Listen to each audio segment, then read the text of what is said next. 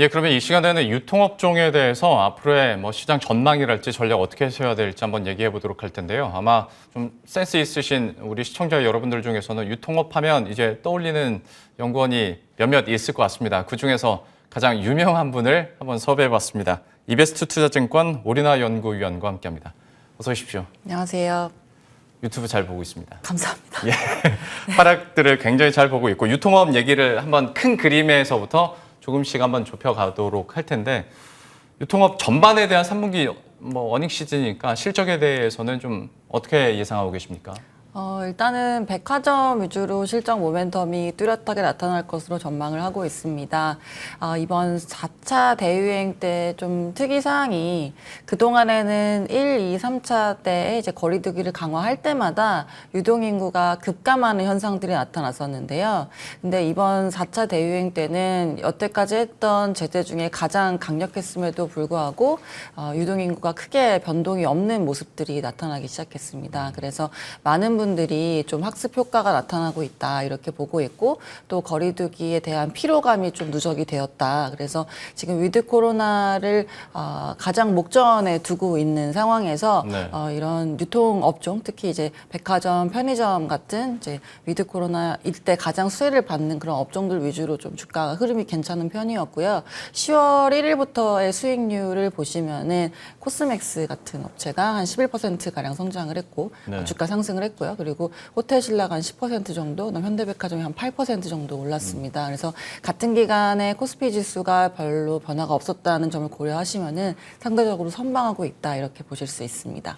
얘기해 주신 전반의 흐름들이 뭐 우리들도 익히 느끼고 있는 그런 시대 변화라고 볼 수는 있겠는데 저도 뉴스를 이렇게 검색을 하다가 한 가지 진짜 그냥 의문점이 네. 잘 모르는 게 있어서 네네. 한번 여쭤보는 게 그 소매 유통업 경기 전망 지수를 봤더니 오히려 3분기보다 4분기는 좀 떨어지더라고요. 네네. 백화점, 마트, 슈퍼마켓 다요. 네네.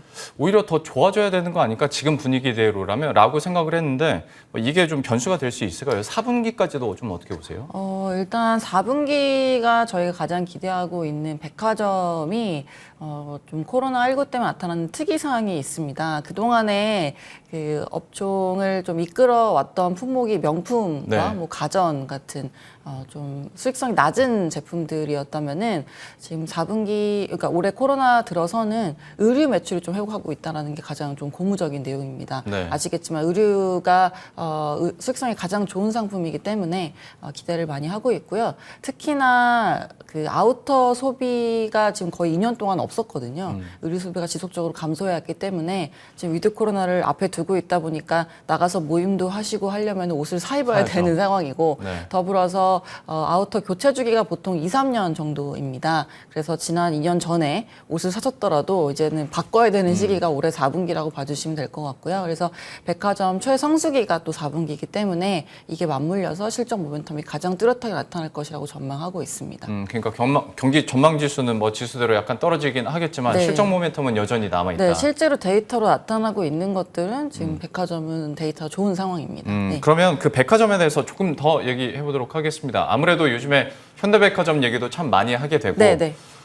이제 면세점도 좀 회복을 하게 된다면 우리가 소위 말하는 백화점주들의 주가도 더 탄력을 받을 수 있을 텐데 네네. 지금으로서 뭐 신세계나 롯데쇼핑, 현대백화점 중에서는 어디를 가장 좀 좋게 보고 계세요? 먼저 이제 말씀하신 세 업체들이 모두 백화점 사업을 영위를 하고 있습니다만 이 롯데쇼핑은 워낙에 여러 가지 사업을 하고 계시다 보니까 네. 대형마트도 있고 슈퍼마켓도 있고 그 외에 뭐 컬처웍스라는 이제 시네마 부문도 있고 하다 보니까 백화점이 턴어라운드 하는 거에 대한 부분의 수혜를 오롯이 받을 수 있는 업체는 이제 퓨어 플레이어들이라고 보고 있습니다. 그러면은 신세계하고 현대백화점이 있을 텐데 저희 탑픽은 현대백화점입니다. 그 이유는 신세계가 이제 명품을 워낙에 잘하다 보니까 많이 이제 장사가 잘 된다라고 보통 이제 지나가다 보시는 분은 피부로 느끼실 것 같은데, 근데 앞서 말씀드린 것처럼 이 명품이 사실 수익성이 그렇게 좋지는 않은 품목이라서 신세계 같은 경우는 명품 매출 비중이 40% 가까이 되고요. 네. 그리고 현대백화점은 20% 중반 정도 됩니다. 네. 그러니까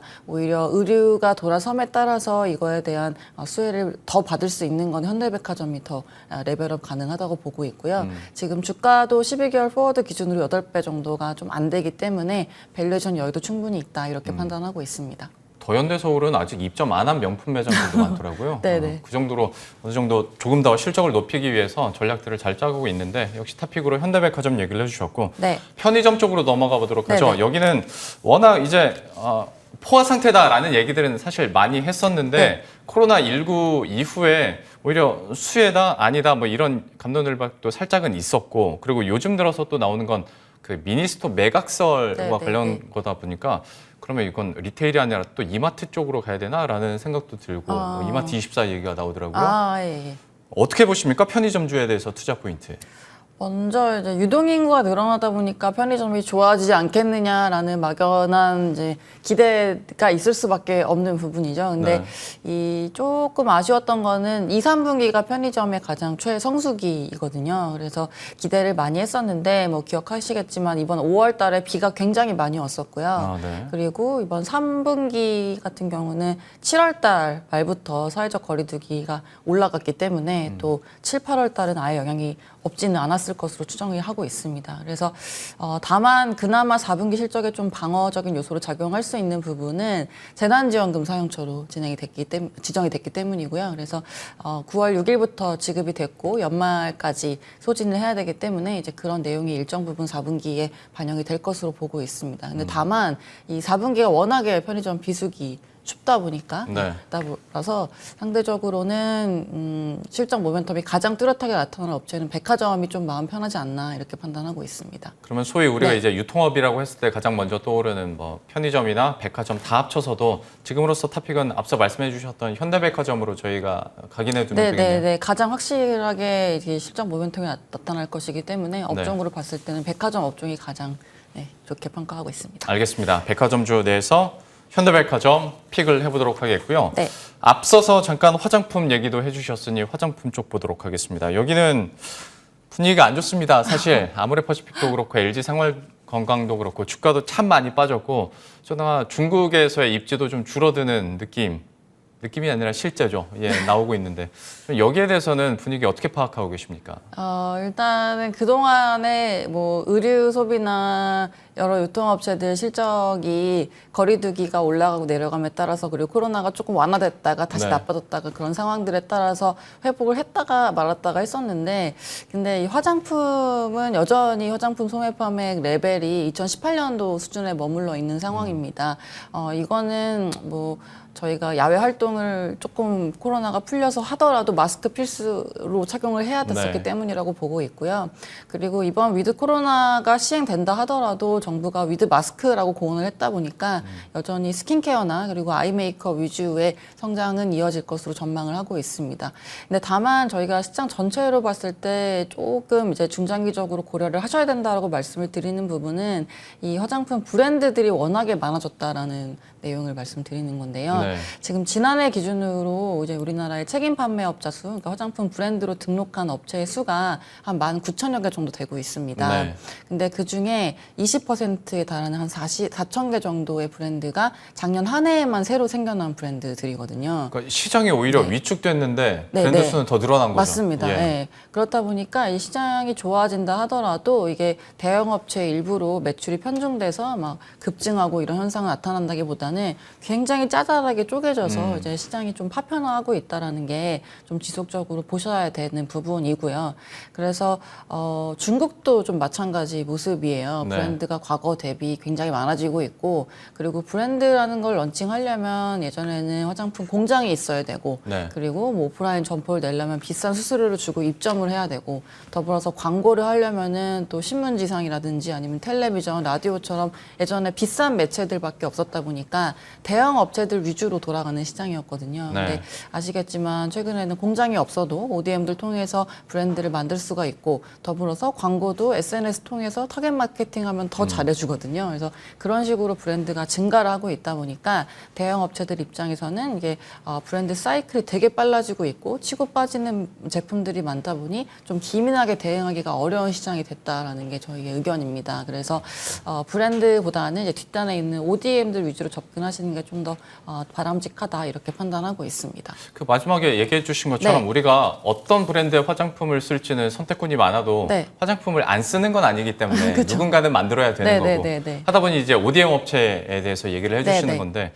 안 그래도 골드만삭스에서도 코스맥스에 대해서 목표 주가를 올리기도 했었고 중국 전력난에 수혜를 받을 수 있다라고까지 또 얘기를 하더라고요. 네. 이 종목에 대해서도 그래서 봐야 될 것 같고 주가도 박스권이긴 합니다만은 다른 화장품주에 대비해서는 그래도 잘 가고 있기 때문에 이 종목은 좀 어떻게 보고 계십니까? 네, 일단 우리나라 화장품 업체들의 실적을 보실 때 국내 실적, 그다음에 중국 실적 이렇게 두 가지를 보시는데 뭐 코스맥스 외에 이제 브랜드 업체들도 궁금해하실 테니까 좀 덧붙여서 말씀을 드리면 아모레퍼시픽 같은 경우는 이제 3분기에 중국 성장이 조금은 어렵다고 보고 있습니다. 네. 특히나 이니스프리 브랜드 매출액이 좀 큰 폭으로 빠질 것으로 보고 있고요. 3분기가 사실 화장품의 비수기이기도 한데, 근데 그럼에도 지금 중국 내에서 워낙에 경쟁이 좀 심화하고 있고, 특히나 4분기는 또 관군제가 있습니다만은 최근 라이브 커머스 같은 좀 새로운 채널들을 활용을 많이 하고 있거든요. 근데 이쪽이 좀 수수료가 비싸요. 그래서 강화를 해서 매출을 일으키더라도 좀 비용에는 부담이 될 수밖에 없는 게 올해 연말까지의 좀 흐름이라고 보고 있고요.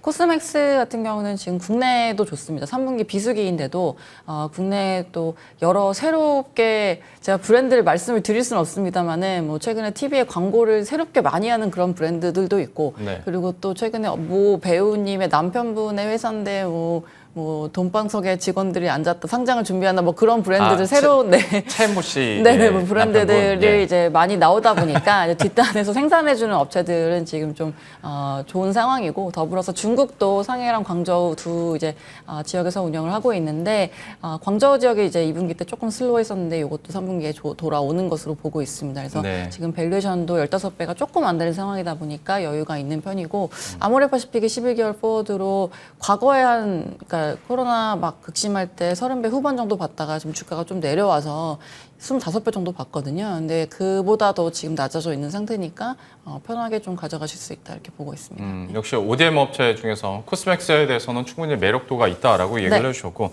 근데 여전히 참 이 마음에 남는 것이 그래도 대표 화장품 브랜드다 보니까 이거 질문 하나만 더 드릴게요. 지금 중국 상황과 관련해서 네네. 중국 뭐 고가 제품은 유럽 뭐 화장품 쓴다고들 하고 네네. 저가 브랜드는 이제 중국 내에서도 저가 브랜드들이 워낙 많아지다 보니까 네네. 경쟁력이 높아졌다고 하는데 그러면 이런 아모레퍼시픽 같은 LG 생활건강은 좀 차치할게요. 네네. 사업군도 많고 네네. 제품군이 좀 다양하니까 네네. 아모레퍼시픽은 진짜 앞으로도 더 그러면 입지가 줄어들 거라고 보십니까? 먼저 설화수 브랜드는 견고하게 잘 성장을 하고 있고요. 여전히 두 자릿수 성장을 하고 있습니다만은 이 이니스프리 브랜드가 좀 발목을 잡고 있는 부분이 있습니다. 그러니까 과거처럼 이제 중국 소비자들이 메이드 인 코리아 붙었다고 열광하는 시대가 이제 말씀하신 것처럼 갔고 네. 그리고 중국 브랜드들도 이제는 샤넬이나 에스티로더를 만들어주는 ODM들 이태리 ODM들한테 주문을 맡겨서 아예 광고를 할 때 우리도 여기 만들어주는 데서 똑같이 만들었어요 라고 광고를 하고 있습니다. 네. 그렇다 보니까 메이드 인 차이나 럭셔리를 추구하는 업체들도 나오고 있고 더불어서 SNS 통해서 가성비로 또 승부를 하는 제품들도 나오고 있다 보니까 이니스프리가 우리나라에서는 뭐 중저가지만 예. 중국 넘어가면은 약간 중고가의 포지셔닝이 되어 있거든요. 네. 그게 또 중국인 관광객들이 우리나라에 왔을 때 많이 사갔던 이유 중에 하나였었고요. 그렇다 보니까 지금 약간은 중간에 껴서 이도저도 아닌 상황이 된 모습이고 그래서 오프라인 매장들을 정리를 하고 있는데 이 내용 때문에 매출이 지금 빠지고 있는 부분이 나오고 있습니다. 근데 저희가 좀 우려하는 부분은 그동안에 오프라인 점포를 닫으니까 매출이 빠지는 거는 뭐 어쩔 수 없었지만 온라인에서 이니스프리 매출 성장이 나오고 있었다 보니까 네. 그래도 여전히 이니스프리 선호를 하는 부분이 있구나 라고 이제 생각을 해왔었는데 이번 2분기 때는 온라인에서도 매출이 빠졌거든요. 그리고 3분기도 좀 마찬가지 흐름이라고 보고 있습니다. 그래서 이번 4분기 때 이제 관군제 행사가 있다 보니까 아무래도 여러 가지 뭐 이벤트들 뭐 그리고 프로모션 통해서 매출은 좀 이끌어낼 수 있을 것 같습니다만은 이게 또 비용이 만만치는 않다. 그렇죠. 이런 네. 부분들은 좀 지켜보셔야 될 것 같고 실제로 시세이도도 2분기 때 중국 현지 매출 성장이 42%에 달했는데요. 전년 대비해서. 근데 그럼에도 불구하고 영업 손실로 적자 전환을 했거든요. 그래서 그만큼 경쟁이 좀 글로벌 업체들 모두 다 치열해지고 있는 상황이다. 이렇게 시장 이해해 주시면 좋을 것 같습니다. 참 많은 분들이 관군제 얘기에 대해서도 네. 여쭤봐도 비용 측면에서 좀 부담이 계속 늘어난다라는 부분을 공통적으로 얘기를 해주시더라고요. 아모레퍼시픽에 대해서도 역시 지금으로서는 확 긍정적인 얘기를 하기는 참 쉽지 않을 것 같고 전반적인 유통업종 내에서 현대백화점과 코스맥스에 대해서는 여전히 투자 매력도 있다라는 부분 언급해 주셨다는 점 정리하면서 오늘 이 정도로 마치도록 하겠습니다. 이베스트 투자증권 오리나 연구위원과 함께했습니다. 오늘 말씀 고맙습니다. 네, 감사합니다.